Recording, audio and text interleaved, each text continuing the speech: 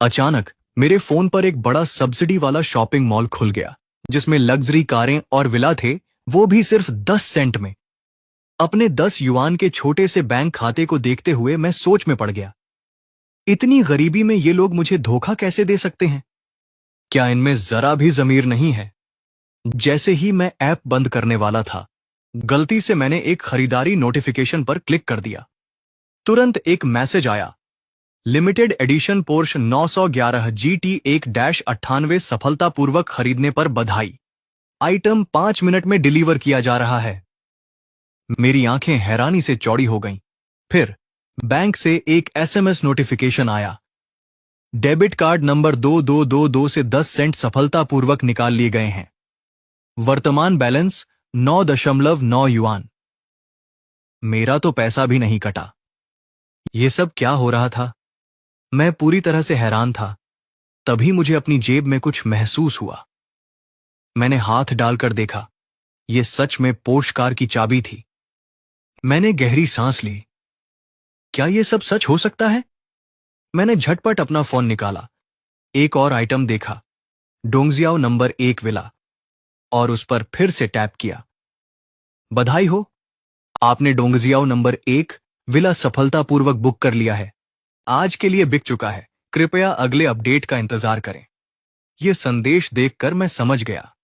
जाहिर है, स्टोर अपना स्टॉक दिन में सिर्फ एक बार अपडेट करता है। मुझे समझ नहीं आया कि विला मुझ तक कैसे पहुंचेगा।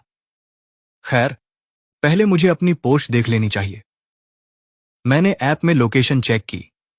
उसमें दिखा कि कार मेरे अपार्टमेंट कॉम्प्लेक्स के बगल वाले मॉल की पार्किंग में है। मैं तुरंत मॉल की तरफ भागा। जब मैं वहां पहुंचा तो मैंने देखा कि कुछ लोग किसी को घेरे हुए हैं और सब एक साथ बातें कर रहे हैं। एक मर्सिडीज मालिक उदास होकर बुदबुदा रहा था, सब खत्म हो गया, बिल्कुल खत्म। अगर मैं खुद को भी बेच दूं तो भी मैं इसे खरीद नहीं पाऊंगा। भीड़ ने एक दूसरे को देखा। यह तो बस एक पोर्श है, आपकी मर्सिडीज भी बुरी नहीं है, आप क्यों कह रहे हैं कि आप इसे खरीद नहीं सकते? मर्सिडीज के मालिक ने चिल्लाकर कहा, क्या तुम्हें पता नहीं? यह एक लिमिटेड एडिशन पोर्श है जिसकी सिर्फ एक ही यूनिट बनी है और कीमत 8 करोड़ है। आसपास के लोगों ने तुरंत हमदर्दी भरी नजरें डाली। मैं किसी तरह अंदर घुस पाया और देखा कि एक मर्सिडीज ने पोर्श के पिछले हिस्से पर खरोंच लगा दी थी। मर्सिडीज का पेंट उखड़ गया था, जबकि पोर्श पर एक खरोंच तक नहीं थी। ठीक है, इतना उदास होने की जरूरत नहीं है। तुम्हें इस कार के पैसे देने की जरूरत नहीं है, बस चले जाओ। मर्सिडीज के मालिक ने मुझे ऊपर से नीचे तक देखते हुए कहा। मेरे सस्ते कपड़े देखकर उसने व्यंग्य भरी मुस्कान के साथ सिर हिलाया। भाई, मजाक मत करो, यह कार तुम्हारी कैसे हो सकती है? मैं इसका मालिक नहीं हूं, इसमें दखल मत दो। उनकी बहस सुनकर मैं शांति से मुस्कुराया, अपनी जेब में हाथ डाला, कार की चाबी निकाली और धीरे से दबाई। 2 बीप की आवाज के साथ ही कार के अंदर की रोशनी अचानक जल उठी और पूरा कमरा शांत हो गया। सबके चेहरे अविश्वास से भरे हुए थे। मर्सिडीज मालिक का चेहरा हैरानी से खुशी में बदल गया। उसने झट से अपनी बात सुधारते हुए कहा, भाई, नहीं बड़े भाई, अपनी कार देखो, बिल्कुल ठीक है। मैंने कहा था ना कि इसके लिए पैसे देने की जरूरत नहीं है, बस अपनी कार हटाओ। मर्सिडीज मालिक को जैसे माफी मिल गई हो, वह कार में बैठा, इंजन स्टार्ट किया और खरगोश से भी तेज गाड़ी चलाकर निकल गया। मैं ड्राइवर सीट पर बैठा था, बेजोड़ आराम महसूस कर रहा था और आह भरे बिना नहीं रह सका। क्या यह पोर्श है? मैं शंघाई की सड़कों पर गाड़ी चला रहा था, रफ्तार के रोमांच का आनंद ले रहा था। उस पल मेरी भावनाओं को केवल उस भाग्यशाली व्यक्ति वांग डुआयू के प्रसिद्ध कथन से ही व्यक्त किया जा सकता था। मैं तुमसे एक आम इंसान की तरह बात करना चाहता था, लेकिन बदले में मुझे अलगाव का सामना करना पड़ा। अब मैं दिखावा नहीं कर रहा, मैं अपने पत्ते खोलकर रख रहा हूं। अचानक फोन की घंटी बजी। मैंने लापरवाही से स्पीकर फोन चालू किया और जवाब दिया, हेलो महोदय, यह ईस्ट सबर्ब नंबर 1 का बिक्री कार्यालय है। आपका विला तैयार है, आप इसे लेने कब आ सकते हैं? उस मीठी आवाज को सुनकर मेरे होंठों पर एक चौड़ी मुस्कान आ गई। एक एक गन से भी ज्यादा मुश्किल से काबू में आने वाली मुस्कान। ठीक है, मैं चलता हूं। मैंने तुरंत नेविगेशन चालू किया, एक्सीलरेटर दबाया और बिक्री कार्यालय की ओर तेजी से निकल पड़ा। ईस्ट सबर्ब विला के बिक्री कार्यालय में फोन रखने वाली सेल्सवुमन उत्साह से चमक रही थी। मैनेजर, हमने श्री जांग से संपर्क किया है। जैसे ही उसने यह कहा, सभी कर्मचारी खुशी से झूम उठे। हे भगवान, श्री जांग, जिन्होंने गुस्से में 60 करोड़ खर्च करके पेंट हाउस खरीदा था, आखिरकार आ रहे हैं। वहां मौजूद सभी महिला सेल्सवुमन हिसाब किताब लगाने लगीं, सोचने लगीं कि श्री झांग पर अच्छा प्रभाव कैसे डाला जाए और उनका संपर्क नंबर कैसे प्राप्त किया जाए। तभी मैनेजर के कार्यालय में मैनेजर ने कहा, हमने श्री झांग से संपर्क किया है। मैनेजर तुरंत तनाव में आ गया। देखिए, ये श्री झांग तो शीर्ष नेता के निजी निर्देश पर नियुक्त व्यक्ति थे। लापरवाही की कोई गुंजाइश नहीं थी। उनका अत्यंत सम्मानपूर्वक स्वागत किया जाना था। प्रबंधक ने इमारत का चक्कर लगाया और फिर सबको सख्ती से चेतावनी दी, अब से आप सब अपना सर्वश्रेष्ठ प्रदर्शन करें। तभी मैंने कार पार्क की ओर आगे बढ़ा। जैसे ही मैं बिक्री कार्यालय में दाखिल हुआ, एक महिला विक्रेता मुस्कुराते हुए मेरे पास आई और बोली, नमस्कार महोदय, मैं आपकी क्या मदद कर सकती हूं? इससे पहले कि मैं कुछ बोल पाता, एक तीखी आवाज ने मुझे टोक दिया, श्याओली, क्या मैंने तुम्हें नहीं बताया था? आज हम किसी भी आम आदमी की सेवा नहीं कर रहे हैं। एक सजी धजी अधेड़ उम्र की महिला मेरे पास आई, मुझे ऊपर से नीचे तक देखा और तिरस्कार पूर्वक बोली, माफ कीजिए, अगर आप घर खरीदने नहीं आए हैं तो कृपया तुरंत बाहर निकल जाइए। यह सुनकर मैं भौहें चढ़ा बैठा। उसका क्या मतलब था? क्या मुझे अंदर आकर देखने की भी अनुमति नहीं थी? मेरी हिम्मत देखकर उस महिला ने ताना मारते हुए कहा, हम यूं ही अपनी कोई भी प्रॉपर्टी नहीं देखते। तुम्हारी इस बदहाली के साथ चाहे तुम 10 जन्म भी जी लो, तुम इनमें से एक अपार्टमेंट भी नहीं खरीद पाओगे। उसके इस घमंडी रवैये को देखकर मेरा माथा और भी सिकुड़ गया। मैंने हल्के से सिर हिलाया। ऐसी इंसान पर शब्द बर्बाद करने का मन नहीं था और बस अपना फोन निकाला। मैंने वही नंबर दोबारा डायल किया और एक मीठी आवाज सुनाई दी, सर, आप आ गए। मैं आपके रेस्टोरेंट की लॉबी में हूं, लेकिन आपके लोग कुछ खास मेहमान नवाजी नहीं कर रहे हैं। वे मुझे बाहर निकालने वाले हैं। दूसरी तरफ से अविश्वास भरी आवाज आई, यह कैसे हो सकता है?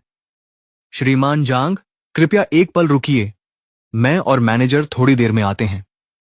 मैनेजर के दफ्तर में मैनेजर सोंग का चेहरा मिट्टी के बर्तन की तली जैसा काला पड़ गया था। उन्हें विश्वास नहीं हो रहा था कि बार बार चेतावनी देने के बावजूद कोई इस रहस्यमय श्रीमान झांग को अपमानित करने की हिम्मत कैसे कर सकता है। उसके बोलने से पहले ही वे दोनों पहली मंजिल की लॉबी की ओर दौड़ पड़े।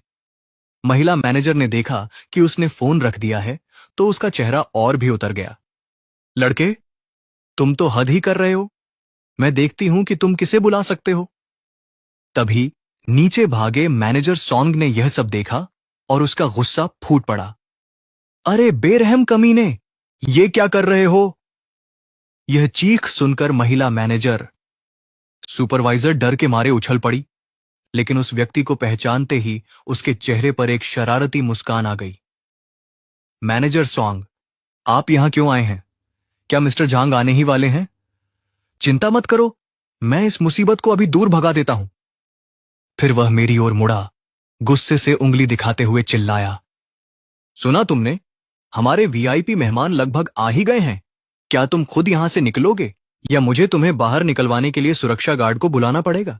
उसके बोलने से पहले ही मैनेजर सॉन्ग गुस्से से आग बबूला हो चुका था। तुम्हारी हिम्मत कैसे हुई? तुम किससे बात कर रहे हो? वह दहाड़ी। उसके इस गुस्से भरे आउटबर्स्ट के बाद मैनेजर सॉन्ग झटपट उस महिला को पीछे छोड़कर मेरी तरफ बढ़ी। सभी सेल्स पर्सन की हैरान निगाहों के बीच उन्होंने 90 डिग्री का पूरा झुककर सम्मानपूर्वक कहा, श्रीमान जांग, हमें देर होने के लिए बहुत खेद है। मैं ईस्ट प्रोफेसर बिल्डिंग की मैनेजर हूं। आप मुझे शियाओ सॉन्ग कह सकते हैं। मेरे अधीनस्थ कर्मचारियों ने आपको नाराज कर दिया। कृपया इसे दिल पर न लें। मैनेजर सॉन्ग के बोलते ही वहां मौजूद सभी लोग सब दंग रह गए। उनके सामने खड़ा सीधा सादा दिखने वाला युवक असल में रहस्यमय श्रीमान झांग थे। यह प्रभावशाली व्यक्ति बहुत ही शालीनता से कपड़े पहने हुए था। हालांकि महिला मैनेजर डर से कांप रही थी। उसका चेहरा पीला पड़ गया था। मैनेजर सॉन्ग, आप मजाक तो नहीं कर रहे हैं? मैनेजर सॉन्ग ने ठंडे लहजे में उसकी तरफ देखा। मैंने आप सभी को बहुत पहले ही चेतावनी दी थी कि किसी भी ग्राहक को कम मत समझो। आपने मेरी बात अनसुनी कर दी, है ना? अब एचआर में जाकर तुरंत इस्तीफा दे दीजिए। महिला मैनेजर धड़ाम से घुटनों के बल गिर पड़ी, रोने लगी और दया की भीख मांगने लगी। मैनेजर सॉन्ग, मुझसे गलती हो गई। कृपया मुझे एक और मौका दीजिए। मैं फिर कभी ऐसा नहीं करूंगी। मैनेजर सॉन्ग ने उसकी तरफ देखा तक नहीं, बस मेरी तरफ देखकर मुस्कुराए। श्रीमान जांग, अंदर आइए। मैंने संक्षिप्त में हम्मा कहा और उनकी तरफ चल दिया। मैनेजर सॉन्ग मिले जुले भावों से भरे हुए थे। उन्होंने सोचा था कि मैं कम से कम 30 या 40 साल का आदमी हूंगा। मुझे उम्मीद नहीं थी कि वह इतना जवान होगा। क्या वह किसी अमीर फिल्म और टेलीविजन परिवार का बेटा है? श्रीमान जांग, आप सचमुच युवा और होनहार हैं। यह विला, जिसकी कीमत 600 मिलियन है, इतने सालों से बिना बिका पड़ा था, लगभग हमारे चेयरमैन का जुनून बन गया था। इस बार आपकी खरीदारी ने आखिरकार हमारे चेयरमैन की एक इच्छा पूरी कर दी है। मुझे मन ही मन अपराध बोध हुआ। इस विला की कीमत 600 मिलियन है और मैंने इसे एक ऐप का इस्तेमाल करके मात्र 1 पैसे में खरीद लिया। यह तो बहुत सस्ता सौदा है। मैंने लापरवाही से हाथ हिलाते हुए हल्के से कहा, ज्यादा महंगा नहीं था। मैं सच ही कह रहा था। आखिर इसकी कीमत तो बस 1 पैसा ही थी। लेकिन जब मैनेजर सॉन्ग ने यह सुना तो इसका मतलब बिल्कुल अलग था। उन्होंने तुरंत समझ लिया कि 600 मिलियन मेरे लिए कुछ भी नहीं है। औपचारिकताएं पूरी करने के बाद मैनेजर सॉन्ग ने सम्मानपूर्वक मुझे दरवाजे तक छोड़ा। जब उन्होंने मेरी लिमिटेड एडिशन पोर्श देखी तो उनकी आंखें तुरंत चौड़ी हो गईं। एक कार प्रेमी होने के नाते उन्होंने तुरंत पहचान लिया कि यह दुनिया की इकलौती पोर्श 911 है। उन्हें अच्छी तरह पता था कि सिर्फ पैसा ही इस कार को खरीदने के लिए काफी नहीं था। इसके लिए एक मजबूत पृष्ठभूमि भी जरूरी थी। मैनेजर सोंग की बढ़ती हुई प्रभावशाली निगाहों के बीच मैं पूर्वी उपनगर नंबर 1 की ओर गाड़ी चला रहा था। मेरा विला पूरे विला जिले के बीचों बीच स्थित था, जो सबसे बड़े क्षेत्रफल और बेहतरीन लोकेशन का दावा करता था। मेरे सामने 4 मंजिला अलग विला, अपने फव्वारे, बगीचे और आउटडोर स्विमिंग पूल के साथ बिल्कुल परफेक्ट था। तभी मुझे एहसास हुआ, वाकई विला के अंदर एक सजी धजी महिला कॉफी का कप लिए विला नंबर 1 पर टकटकी लगाए खड़ी थी। अंकल झांग, क्या इस विला का कोई नया मालिक है? उनके पीछे खड़े बूढ़े व्यक्ति ने जोर से सिर हिलाया। जी मैडम, विला नंबर 1 को झांग उपनाम वाले एक युवक ने खरीदा है। मैं अभी उसकी पहचान की जांच कर रहा हूं। महिला ने धीरे से सिर हिलाया। अभी जांच मत कीजिए। जो भी इस जगह को खरीद सकता है, उसकी पृष्ठभूमि असाधारण ही होगी। वह शायद कोई अमीर नौजवान होगा। जल्दबाजी में जांच करने से सिर्फ मुसीबत ही आएगी। यह सुनकर अंकल झांग ने झट से अपना सिर नीचे कर लिया। यह मेरी लापरवाही थी मैडम, महिला ने मन ही मन सोचा। उसका घर में आना इतना सहज और सादा था, बिना किसी धूमधाम के, मानो यह 600 मिलियन का आलीशान घर उसके लिए कुछ भी नहीं था। इस रहस्यमय पड़ोसी ने मेरी जिज्ञासा जगा दी। अंकल झांग, कल जब आप मिस्टर झांग से मिलने जाएं तो उपहार में 1990 की कांगबी की एक बोतल ले जाना। इसी बीच मैं सोफे पर बैठ गया। मेरी नजरें शानदार क्रिस्टल झूमर पर टिकी थीं। मैंने कड़वाहट से सिर हिलाया, थोड़ा हैरान सा महसूस कर रहा था। 80 मिलियन युआन की स्पोर्ट्स कार चलाना, 600 मिलियन युआन के विला में रहना और सिर्फ 9.8 युआन बचे। सच कहूं तो मैं तो प्रॉपर्टी मैनेजमेंट फीस भी मुश्किल से दे पा रहा हूं। मुझे पैसे का कोई जरिया ढूंढना होगा। रात के 11:50 बज रहे हैं और मैं थोड़ा घबराया हुआ हूं। सॉफ्टवेयर आज रिफ्रेश होगा। वाह, ये तो कमाल की बात है। आधी रात के ठीक बाद एक नई खबर सामने आई। झुनियुए होटिंग आवासीय परिसर की बिल्डिंग एक में 120 अपार्टमेंट, वो भी सिर्फ 1 सेंट की सब्सिडी पर। खबर देखकर मैं दंग रह गई। क्या मजाक कर रहे हो? ये वही अपार्टमेंट है जिसे मैं किराए पर लेती थी। इस परिसर के 80% निवासी किराएदार हैं। यह मेट्रो स्टेशन के पास और एक साइंस पार्क के बगल में है। हर अपार्टमेंट की कीमत कम से कम 50 लाख युआन है। बिल्डिंग एक में 120 से ज्यादा अपार्टमेंट है, यानी 600 करोड़ युआन। वाह, मैंने खरीद लिया। तुरंत ही खरीद की पुष्टि का संदेश आ गया। डिलीवरी जारी है। अनुमानित डिलीवरी 15 मिनट में, कृपया चेक करें। 15 मिनट बाद हम 2 गत्ते के डिब्बे जमीन पर गिरे जो अपार्टमेंट से भरे हुए थे। संपत्ति प्रमाण पत्र। मैंने मुश्किल से अपनी सांस रोकी। मेरी आंखें चौड़ी हो गईं। ये तो सचमुच की दौलत है। मैंने एक प्रमाण पत्र उठाया और उसे पलटकर देखा।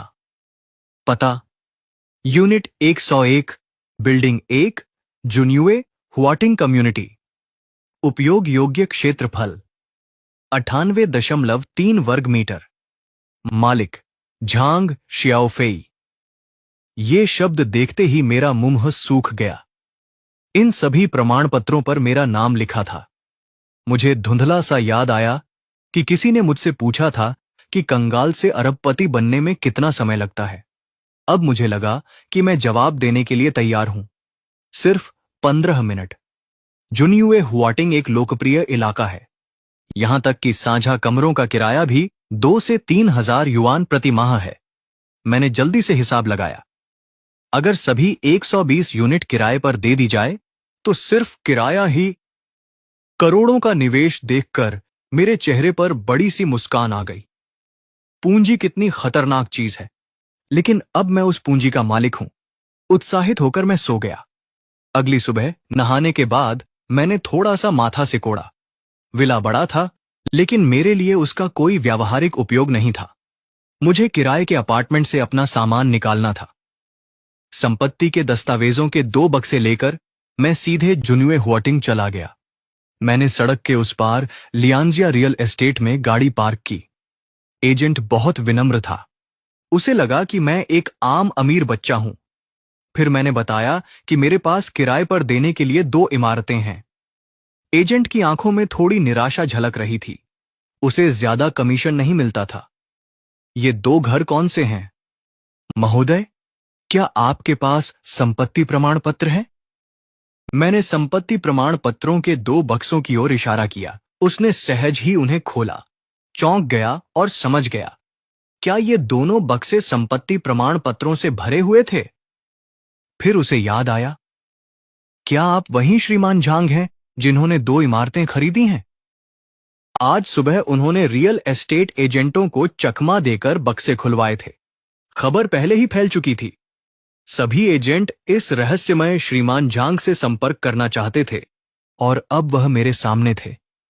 मैंने हल्के से सिर हिलाया। हां, मैं ही हूं। अगर ये सभी घर किराए पर दे दिए गए तो कमीशन। सफलता मुझे अमीर बना सकती है, एजेंट ने सोचा। उसका चेहरा बेहद उत्साहित था। मुझे इन सभी को किराए पर देने के लिए कब तक इंतजार करना पड़ेगा? एजेंट अपनी तंद्रा से बाहर आया। श्रीमान झांग, यह सौदा बहुत बड़ा है। मुझे अपने प्रबंधक को बुलाना होगा।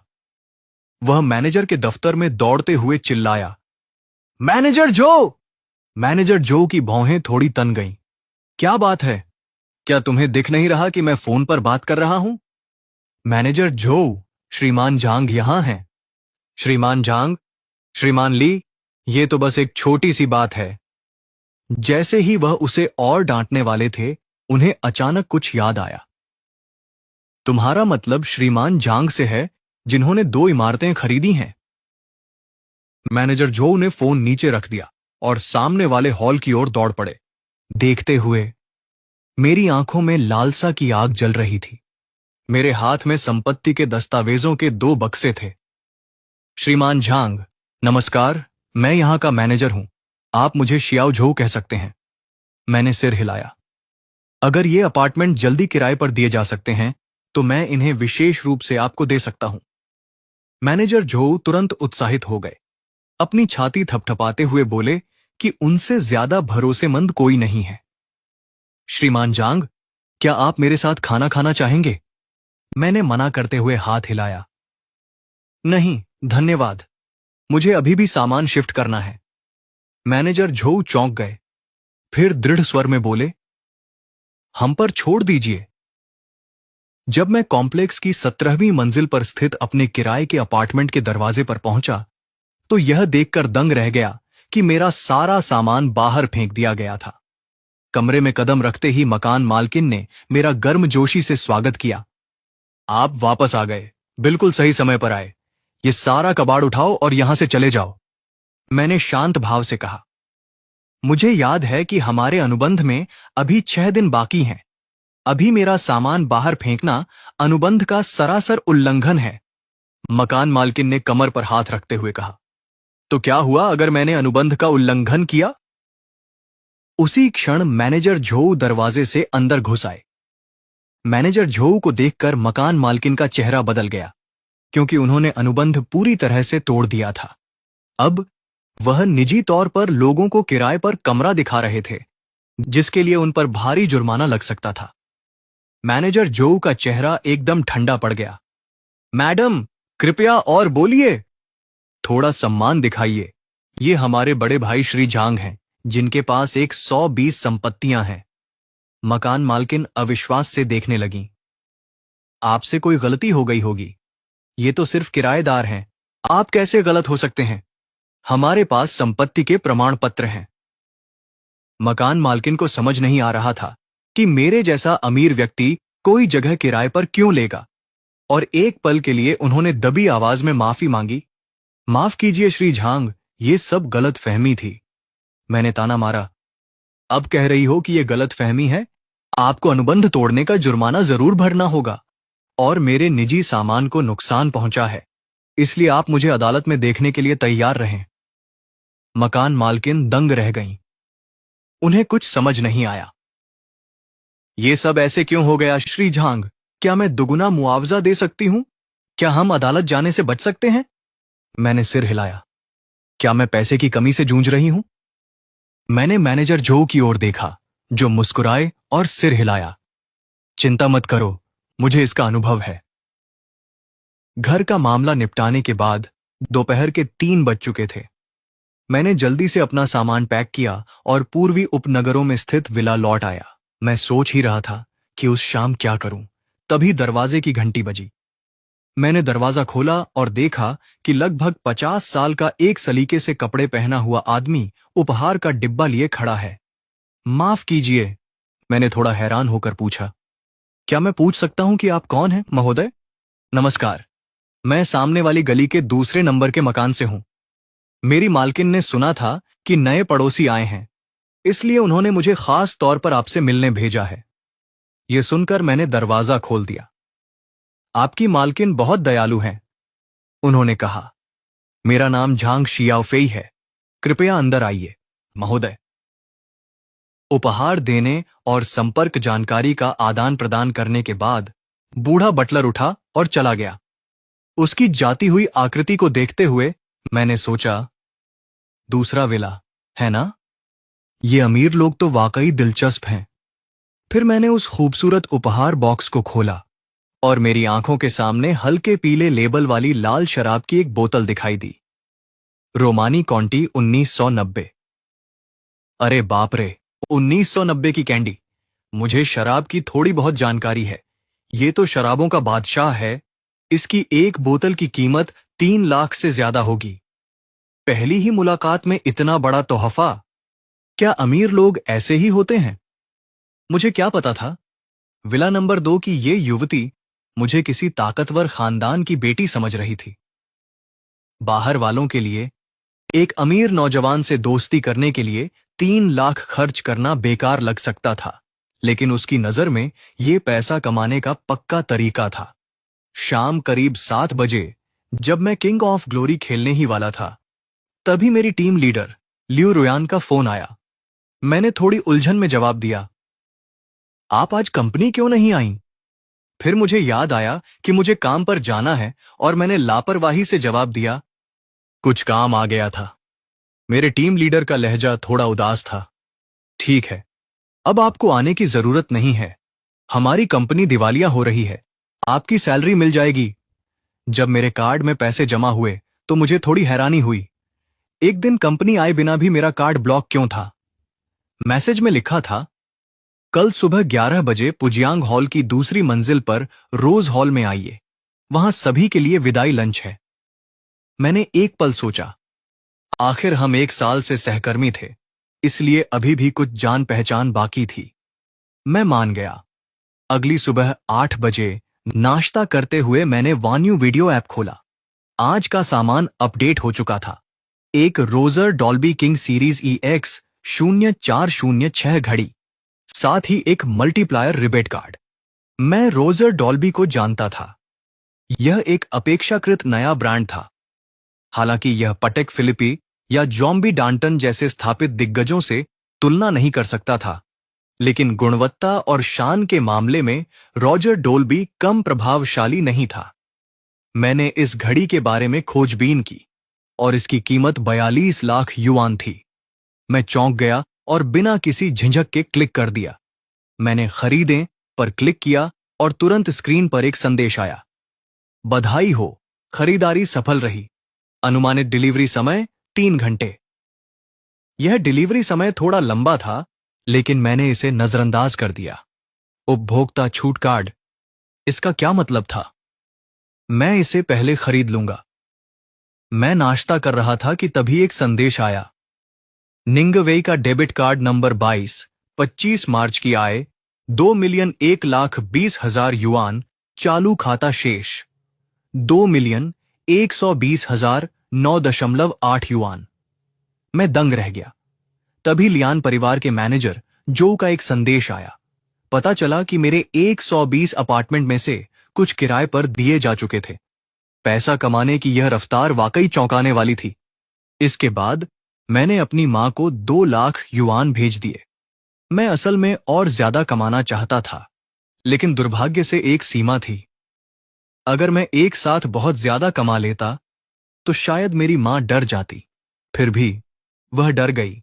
तभी वही जाना पहचाना फोन बजा। बेटा, तुम्हें इतना पैसा कहां से मिला? मेरी मां ने चिंता से पूछा। आखिरकार 2 लाख युआन हमारे परिवार के लिए काफी बड़ी रकम थी। मैंने झट से बहाना बनाया, मां, यह पैसा मैंने अपने दोस्त के साथ शुरू की गई कंपनी से कमाया है। यह कंपनी से मिला मुनाफा है। यह सुनकर मेरी मां ने राहत की सांस ली। तुम्हारे पिता और मेरे पास खर्च करने के लिए पैसे हैं। यह 2 लाख युआन तुम्हारी शादी के लिए बचाए जा रहे हैं। मैंने अपनी मां से लगभग 20 मिनट तक बात की और फिर फोन रख दिया। उसी समय मेरे फोन पर एक सूचना आई, कैशबैक कार्ड आ गया है। कृपया विवरण के लिए आइटम मेनू देखें। मैंने उस पर क्लिक किया और सारी जानकारी ध्यान से पढ़ी। इसका इस्तेमाल करने के बाद मेरी अगली खरीदारी पर 10 गुना तक कैशबैक मिलेगा। मेरी आंखें चमक उठीं। 10 बजने में अभी कुछ घंटे बाकी थे। मुझे पहले कुछ कपड़े खरीद लेने चाहिए। मैं बर्मिंघम प्लाजा गया और सीधे अरमानी काउंटर पर चला गया। स्टोर के अंदर एक मोटे ताजे आदमी ने, जिसके गले में सोने की बड़ी चेन थी, एक युवती के साथ था। उस आदमी ने मुझे ऐसे देखा जैसे कह रहा हो, अरमानी इस तरह कैसे व्यापार कर सकता है? यह लड़का किसी गली के स्टॉल वाले की तरह कपड़े पहने है और तुम इसे अंदर आने की हिम्मत कैसे कर रही हो? महिला सेल्सवुमन ने मुझे अजीब नजरों से देखा। साफ तौर पर वह भी यही सोच रही थी, लेकिन फिर भी उसने मुझे अपने सबसे बेहतरीन कलेक्शन के बारे में बताना शुरू कर दिया। आपके सबसे खास सिग्नेचर आइटम कौन से हैं? उसने जल्दी से कहा। आपके सामने ये 7 पीस इस सीजन के मुख्य कलेक्शन हैं। इससे पहले कि वह अपनी बात पूरी कर पाती, मैंने हाथ हिलाकर कहा, ठीक है, इन्हें पैक कर दीजिए। मैं इसे नहीं ले सकता। मैं मुस्कुराया और बोला, अरे, इसमें शर्म की कोई बात नहीं है श्रीमान झांग, बस इसे ले लीजिए। मेरी बात सुनकर झांग फू की पलकें फड़क उठीं। उसका चेहरा गंभीर हो गया। श्रीमान जांग, इस चाय की कीमत 15,000 युआन प्रति बोतल है। अगर आप इसे देने को तैयार हैं तो मैं इसे खरीद सकता हूं। यह सुनकर मैं थोड़ा हैरान हुआ। मेरे घर में अभी भी 28 डिब्बे थे जो खोले नहीं गए थे। उनकी कीमत कम से कम 21 मिलियन युआन थी। मैंने बेपरवाही का नाटक करते हुए शांत भाव से कहा, श्रीमान झांग, इतनी विनम्रता मत दिखाइए। मेरे पास घर में और भी बहुत कुछ है। मैं इसे पूरा नहीं पी सकता। मैं तो इससे चाय वाले अंडे बनाने की सोच रहा हूं। झांग फू का सिर अचानक दर्द से दर्द करने लगा। कितनी बर्बादी, कितनी बर्बादी। श्रीमान जांग, आपके पास कितनी चाय बची है? मैं इसे खरीदना चाहता हूं। यह सुनकर मैं बहुत खुश हुआ, जैसे मछली चारा खा गई हो। लेकिन ऊपर से मैंने उदासीनता का नाटक किया। लगभग 10 डिब्बे बचे हैं शायद। अगर आपकी रुचि है तो आकर ले जाइए। मैं तो इनसे चाय वाले अंडे बनाने की सोच रहा था। वैसे भी इनकी कीमत ज्यादा नहीं है। मेरी बातें सुनकर झांग फू लगभग चक्कर खा गया। 7 मिलियन? इसे कहते हैं ज्यादा कीमत नहीं? क्या एक अमीर आदमी ऐसा दिखता है? लेकिन झांग फू यूं ही जाकर इसे लेने वाला नहीं था। मुफ्त में कुछ नहीं मिलता। नहीं नहीं, मुझे सच में चाय खरीदने में दिलचस्पी है। यह सुनकर मैं मुस्कुराया और बेपरवाही का भाव दिखाया। तो चलिए बात करते हैं। कुछ बातचीत के बाद मैंने आखिरकार उसे 7,50,000 रुपये प्रति कैन के हिसाब से चाय के 10 डिब्बे बेच दिए। आधे मिनट से भी कम समय में मेरी जेब में 75 लाख रुपए और आ गए। विला नंबर 2 की दूसरी मंजिल पर लाल बालों वाली एक लड़की अपने सामने रखी चाय को देख रही थी। उसके होठों पर मुस्कान थी। रोंग, लगता है ये श्रीमान झांग काफी प्रभावशाली व्यक्ति हैं।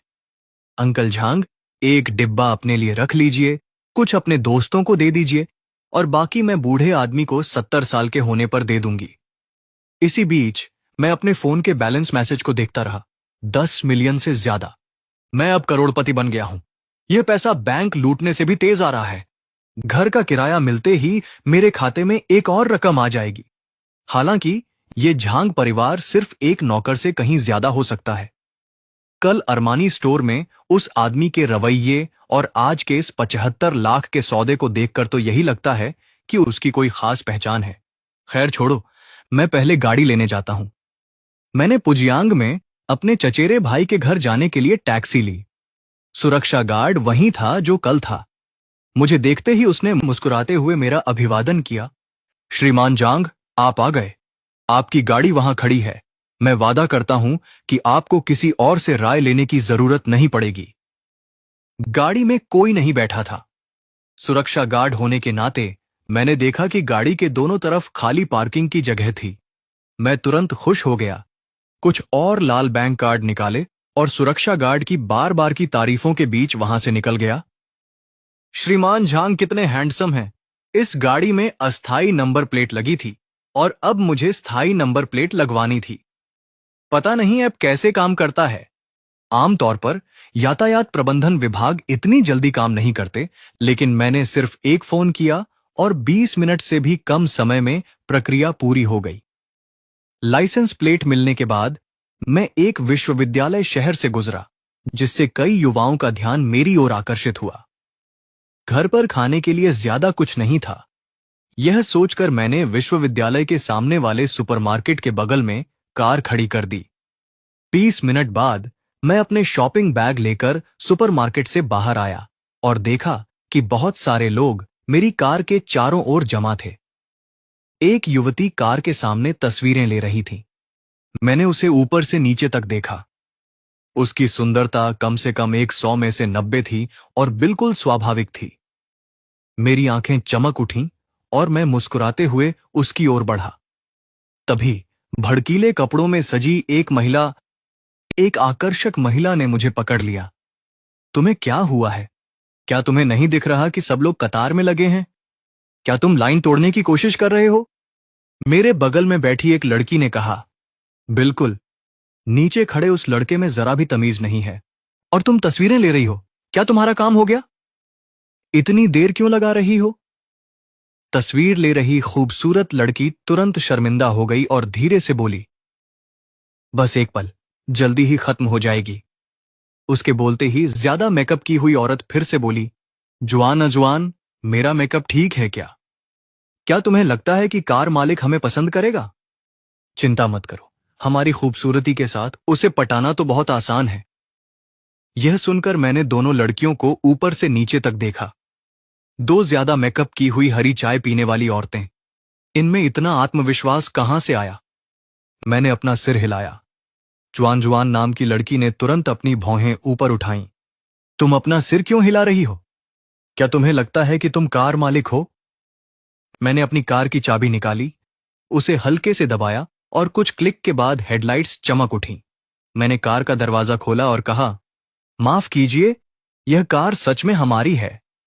बोलते बोलते मैंने उस कार की तरफ देखा जिसकी तस्वीरें मैं थोड़ी देर पहले ले रहा था। फोटो खींच रही लड़की, इस गर्मी में तुम कार के अंदर कुछ तस्वीरें क्यों नहीं ले लेती? लड़की तुरंत शर्मा गई, पैसेंजर सीट पर बैठ गई और दरवाजा बंद हो गया। बाहर खड़ी दोनों औरतें पहले से ही शर्म से लाल थीं। अपनी पहले की मजाकिया बातों को याद करके वे चाहती थीं कि काश वे कार में गायब हो जातीं। एक पल की झिझक के बाद जुआन जुआन नीचे झुकी, अपना सिर नीचे किया और खिड़की की तरफ झुक गई। अरे भाई, हमें भी मजा आ रहा है, क्या हम अंदर आकर कुछ तस्वीरें ले सकते हैं? उसने अपने शरीर को हिलाते हुए और जानबूझकर अपने कपड़ों को खींचते हुए कहा। उसे इस तरह देखकर मुझे तुरंत शर्मिंदगी महसूस हुई। माफ कीजिए, इस कार में सिर्फ इंसानों का स्वागत है, मैंने कहा और फिर तेजी से एक्सीलरेटर दबा दिया। कार तेजी से वहां से निकल गई। जुआन जुआन नाम की औरत गुस्से से उछल पड़ी। यह तो बस एक खस्ता हाल BMW है। मैंने तो हर समय फरारी और लैम्बोर्गिनी देखी हैं। तुम्हारी इस खस्ता हाल BMW की किसे परवाह है? मन अवाक रह गई। यह कैसी चाल थी? यह सुनकर मेरे बगल में बैठा एक आदमी खिलखिलाकर हंसा और बोला, तुम्हें क्या लगता है कि तुम मुझे रोक सकते हो? एक फरारी, वह तो 911 GT3 RF थी। 80 मिलियन की कार देखकर शुआन शुआन पूरी तरह से दंग रह गई। दूसरी महिला की ओर मुड़कर उसने चिल्लाते हुए कहा, यह सब तुम्हारी गलती है। अगर तुम न होती, हरी चाय वाली कुतिया, तो मैं उस हैंडसम लड़के को कैसे मिस कर देती? हरी चाय वाली कुतिया तुम किसे कह रही हो? पल भर में उनकी बनावटी दोस्ती टूट गई और दोनों महिलाओं ने एक दूसरे के बाल पकड़कर कुश्ती शुरू कर दी। एक पुरुष दर्शक ने कहा, वाह वाह, कमाल! मुझे इस सब के बारे में जरा भी जानकारी नहीं थी। उस समय मैं एक लड़की के साथ यूनिवर्सिटी टाउन में गाड़ी चला रहा था। लड़की का नाम डू कियान था, जो पास की शंघाई यूनिवर्सिटी में सेकेंड ईयर की छात्रा थी। तस्वीरें लेना चाहती हो? आराम से कार में ले लो। यह सुनकर डू कियान ने सिर हिलाया, अपना फोन निकाला और उसकी लंबी टांगें आधी स्क्रीन पर छाई हुई थीं। बाकी स्क्रीन पर मेरी घड़ी और कार का लोगो था। तस्वीरें देखकर मैं आह भरे बिना नहीं रह सका। वाह, कितना फर्क है। बाद में उसे अपने वीचैट मोमेंट्स से पता चला कि मैंने जो घड़ी पहनी थी उसकी कीमत 40 मिलियन थी, 1 लाख युआन से भी ज्यादा। मैं हैरान रह गया। कुछ देर टहलते फिरते मैंने उसे दोपहर के भोजन के लिए आमंत्रित किया। डू कियान की आंखें चमक उठीं, लेकिन उसने अभी भी झिझक और संकोच का नाटक किया। अंत में उसने हल्के से सिर हिलाया। ठीक है, ठीक है। मैंने यूं ही एक बूफे रेस्टोरेंट चुन लिया। डू कियान को लगा था कि मैं उसे किसी महंगे रेस्टोरेंट में ले जाऊंगा, लेकिन मैंने समझाया कि वहां कभी पेट नहीं भरता और घर पर नूडल्स तो बनाने ही पड़ते हैं। वह हंसे बिना नहीं रह सकी। इसी बीच मॉल के ऊपर एक हॉट पॉट रेस्टोरेंट में एक अधेड़ उम्र का आदमी नाराज दिख रहा था। वह जी बोडा था, मर्सिडीज बेंज का मालिक, जिसने शिक्षक दिवस पर कार पर खरोंच लगा दी थी। उसके बगल में बैठा मोटा आदमी उसे दिलासा देने की कोशिश कर रहा था। भाईदा, यह तो बस दोस्त बनाने का एक मौका चूक गया, निराश होने की क्या बात है? अधेड़ उम्र का आदमी और भी ज्यादा गुस्से में आ गया। तुम्हें क्या पता, अगर पिछली बार मुआवजे की वजह से हमारी दोस्ती हुई होती तो दूसरे पक्ष ने उंगलियों के इशारे से जो चीजें दिखाईं, उनसे ही हम 4-5 मंजिल ऊपर जा सकते थे। यह सुनकर एक और साथी ने ताना मारा, ठीक है, शंघाई का सामाजिक दायरा सीमित ही है, कभी न कभी फिर मुलाकात हो ही जाएगी। समूह ने खाना शुरू किया और बाद में कुछ ड्रिंक्स लेने का प्लान बनाया। जैसे ही वे जाने वाले थे, एक आवाज आई, क्या ये भाईदा हैं? बिग बेन वांग। जी बोड़ा मुड़ा और उसने देखा कि एक सुनहरे बालों वाला आदमी, जिसके गले में सोने की मोटी चेन थी, उसे उत्सुकता से देख रहा था। जी बोड़ा को तुरंत याद आया कि यह सोंग किंघाई था, उसका एक मातहत। यह आदमी नया नवेला अमीर था। उसके परिवार के पास शंघाई में कई घर हुआ करते थे, जिनकी कीमत तोड़फोड़ के मुआवजे के बाद करोड़ों में थी। वह जीबोड़ा से एक पार्टी में मिला था। क्या संयोग है! तुम यहां क्या कर रहे हो, छोटे सोंग?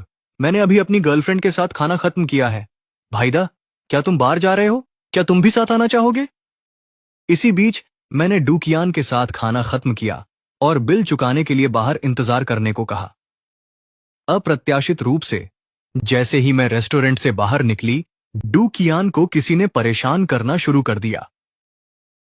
क्या ये हमारे शंघाई विश्वविद्यालय का मजाक नहीं है? तुम इतने घटिया रेस्टोरेंट में कैसे खा सकती हो? मैं दरवाजे से बाहर निकल ही रही थी कि कुछ बोल पाती, उससे पहले ही उस औरत ने कहा, ओह, क्या ये तुम्हारा बॉयफ्रेंड है? दिखने में तो ठीक है, लेकिन अफसोस ये कंगाल है। मेरा चेहरा तुरंत ठंडा पड़ गया। लगता है तुम किसी महंगे रेस्टोरेंट से आई हो। यह सुनकर उस औरत का चेहरा गर्व से भर गया। बेशक, मेरे बॉयफ्रेंड और मैंने अभी अभी बढ़िया स्टेक खाया है, कम से कम 1000 युआन प्रति व्यक्ति। मैंने सिर हिलाकर कहा, तुम्हारे बॉयफ्रेंड को तो खूब भूख लगती है। दोनों औरतें एक पल के लिए हैरान रह गईं, जबकि मैंने उसे तिरस्कार भरी नजरों से देखा। अगर उसे भूख नहीं लगती, तो भला तुम्हें कैसे खा सकता है? तुम्हारी शक्ल देखकर। डू कियान जोर से हंस पड़ी और वह औरत गुस्से से कांप उठी। उसने पीछे मुड़कर देखा तो उसका प्रेमी और कुछ लोग उसकी तरफ आ रहे थे। फिर उसने सुनहरे बालों वाले आदमी की तरफ मुड़कर शिकायत की, प्रिय, यह आदमी मुझे तंग कर रहा है।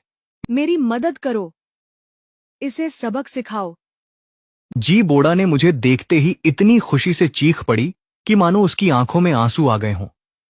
यही वो पोर्श मालिक था जिसकी उसे लंबे समय से चाह थी। उसके बगल में सुनहरे बालों वाली सोंग किंघान का चेहरा गुस्से से लाल हो गया। वह कुछ ही कदमों में आगे बढ़ी, मेरी तरफ इशारा करते हुए चिल्लाई, अरे बदमाश, अब जीना नहीं चाहते क्या? मेरी औरत को रोक रहे हो? ये शब्द उसके मुंह से निकलते ही जी बोड़ा का चेहरा एकदम बदल गया। सुनहरे बालों वाले आदमी को देखकर उसका गुस्सा फूट पड़ा। उसने 2 कदमों में 3 कदम बढ़ाए और तुरंत उसके पास पहुंचकर उसे जोर से लात मारी। सुनहरे बालों वाला आदमी धड़ाम से जमीन पर गिर पड़ा। उसी समय जीबोड़ा की क्रोधित आवाज गूंजी, तुम्हें इस सज्जन से इस तरह बात करने की अनुमति किसने दी? सुनहरे बालों वाला आदमी जमीन पर पड़ा था। उसकी आंखें बेजान थीं। फिर वह अभी अभी हुई घटना को खाली निगाहों से घूर रहा था। जी बोड़ा का चेहरा उत्साह और उम्मीद से भरा था। भाई, मुझे उम्मीद नहीं थी कि आपसे यहां मुलाकात होगी। मैंने अपने सामने खड़े आदमी को देखा। तुम जाने पहचाने लग रहे हो। तुम? भाई, मैं ही हूं। हम पहले पार्किंग में मिले थे। तब मैं मर्सिडीज क्यों चला रहा था? श्रीमान जांग, ये किस तरह का काम है? अचानक मुझे एहसास हुआ कि मुझे टक्कर मारने वाला मर्सिडीज बेंज का ड्राइवर था। भाई, मेरा नाम जी बोडा है, आप मुझे शियाओ जी कह सकते हैं। उसका व्यवहार बेहद विनम्र था। इस समय उस सुनहरे बालों वाले लड़के का दिमाग चकरा रहा था। यह कैसे हो सकता है? आखिर हुआ क्या? भाई दा को भी उसे भाई कहना पड़ा। यह कौन है? मैंने उस सुनहरे बालों वाले लड़के की तरफ देखा जो अभी भी अकड़ दिखा रहा था। क्या तुम इसे जानते हो? सबकी निगाहें फिर से उस सुनहरे बालों वाले लड़के पर टिक गईं। वह इतना डर गया था कि मानो उछल पड़ा हो। वह हकलाते हुए बोला, भाई, मुझसे गलती हो गई। मेरा ऐसा कोई इरादा नहीं था। मैंने बिना कुछ कहे उसकी तरफ देखा। जी बोड़ा तुरंत समझ गया और गहरी आवाज में चिल्लाया, यहां से दफा हो जाओ। मुझे दोबारा मत देखना, क्योंकि तुमने मुझे टक्कर मारी है। उसकी कृपा पाने के लिए एक संतोषजनक स्पष्टीकरण जरूरी था। सुनहरे बालों वाला आदमी बुरी तरह घबरा गया और जल्दी से दया की भीख मांगने लगा। भाईदा, मुझसे गलती हो गई, कृपया मुझे एक और मौका दीजिए। जी बोड़ा शंघाई के अमीर तबके में एक बड़ा नाम था। एक बार अगर वह उसे रोक देता तो शंघाई में उसकी रफ्तार 1 इंच भी नहीं बढ़ती। जी बोड़ा ने भौहें चढ़ाकर सुनहरे बालों वाले आदमी को जोर से लात मारी और कहा, यहां से निकल जाओ, मुझे तीसरी बार कहने पर मजबूर मत करो। इतना कहकर जी बोड़ा ने मेरी तरफ आदरपूर्वक देखा और कहा, श्रीमान झांग, चलिए चलते हैं। फिर समूह लिफ्ट की ओर चल पड़ा। सुनहरे बालों वाला आदमी पूरी तरह टूट चुका था। उसने गुस्से में अपनी प्रेमिका को थप्पड़ मारा और कहा, यह सब तुम्हारी गलती है, औरत, तुमसे मिलना मेरी सबसे बुरी किस्मत है। लिफ्ट में जी बोड़ा ने अपने बगल में बैठी डू कियान को देखा और मुस्कुराते हुए पूछा, क्या यह तुम्हारी भाभी है? वह सच में बहुत सुंदर है। डू कियान शर्मा गई, सिर झुका लिया और पैर से खेलने लगी। मैं मुस्कुराया और उसके बगल में बैठे अमीर दूसरी पीढ़ी के वारिसों के समूह को देखा। ये तुम्हारे दोस्त हैं। ये मोटा आदमी जी लिंचुआन है, मेरा अच्छा दोस्त है। उसका परिवार, मैं एक विदेशी व्यापार कंपनी चलाता हूं, जी बोड़ा ने चौड़ी मुस्कान के साथ कहा। सबसे परिचय कराने के बाद मैं उनमें से ज्यादातर को जान गया हूं। उसने आगे कहा, श्री झांग, मैंने अपने दोस्तों से आपकी पोर्श के बारे में पहले ही बात की थी। मेरे सभी दोस्त स्पोर्ट्स कार के शौकीन हैं। क्या आप उन्हें दिखा सकते हैं? मैं हंस पड़ा। कुछ नहीं, मुझे लगा था कि कोई बड़ी बात है। आज ये मेरी कार में है, मैं आप सबको इसे दिखाने ले चलता हूं। सबके चेहरे तुरंत उत्साहित हो गए। आप जानते हैं, इस तरह की कारें आमतौर पर चलाई नहीं जाती। इन्हें ज्यादातर संग्रहणीय वस्तु के रूप में रखा जाता है। तुम वो कार बाहर ले आए। जी बोड़ा ने मुश्किल से अपनी बात कही, जबकि मैं बेपरवाह बना रहा। और क्या, गाड़ी चलाने के लिए ही होती है ना? वरना खरीद क्यों लेते? अमीर बच्चों का एक समूह बोला, हाँ हाँ, गाड़ी चलाने के लिए ही होती है। हम तो बस आपको लूट रहे हैं। देखो मिस्टर झांग की समझदारी। मैं उस समूह को अंडरग्राउंड पार्किंग में ले गया, जहां जिद्दी लड़कों का वह समूह गाड़ी की तारीफ करने लगा। यह गाड़ी असल में कितनी शानदार है। मिस्टर झांग, आप कमाल हैं। आपने यह गाड़ी खरीद ली। इसकी कीमत कम से कम 80 मिलियन होगी। वहां खड़ी डू कियान दंग रह गई। उसे लगा जैसे उसका नजरिया ही उलट गया हो। भाई, आप तो कमाल हैं। इतनी कम उम्र में आप 80 मिलियन की स्पोर्ट्स कार खरीद सकते हैं। मैं मुस्कुराया और सिर हिलाया। कोई बात नहीं, गाड़ी इतनी महंगी नहीं है। यह सच था, क्योंकि मैंने इस गाड़ी पर सिर्फ 1 पैसा खर्च किया था। यह सुनकर मेरे आसपास के अमीर बच्चों ने अपने होंठ सिकोड़े और मन ही मन बड़बड़ाने लगे। क्या वो इंसान भी है? 80 मिलियन की स्पोर्ट्स कार, क्या ये महंगी नहीं है? क्या हम भिखारी हैं जो 4 या 5 मिलियन की स्पोर्ट्स कार खरीदने के लिए आधा महीना सोच विचार कर रहे हैं? मर्सिडीज बेंज चला रहे जी बोड़ा ने उत्साह से पूछा, श्रीमान झांग, कराओ के बार चलना चाहते हैं? हम एक जानी मानी जगह पर जा रहे हैं। मैंने डू कियान की ओर देखा। वह थोड़ी हिचकिचाई, लेकिन सिर हिलाकर हां कह दी। मैं अपनी 911 GT3 RS चला रही हूं।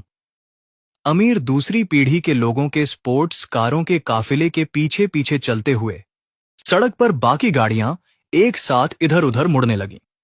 एक ट्रैफिक सिग्नल पर काफिला अचानक रुक गया, जिससे पूरा इलाका खाली हो गया। लाल बत्ती पर इंतजार कर रहे ड्राइवर सोचने लगे, किसके अमीर बच्चे फिर से हमें लूटने की कोशिश कर रहे हैं। इन स्पोर्ट्स कारों में से सबसे सस्ती की कीमत भी 10 लाख से ज्यादा होगी। सिग्नल हरा होते ही काफिला तेजी से निकल गया। तब जाकर बाकी ड्राइवरों ने धीरे धीरे फिर से चलना शुरू किया। मजाक कर रहे हो क्या? अगर हम उनसे टकरा गए तो दिवालिया हो जाएंगे। जल्दी पहुंचते हैं। पैराडाइज केटीवी के मालिक वेन यहान ने कहा, जो पहले से ही पार्किंग में इंतजार कर रहे थे।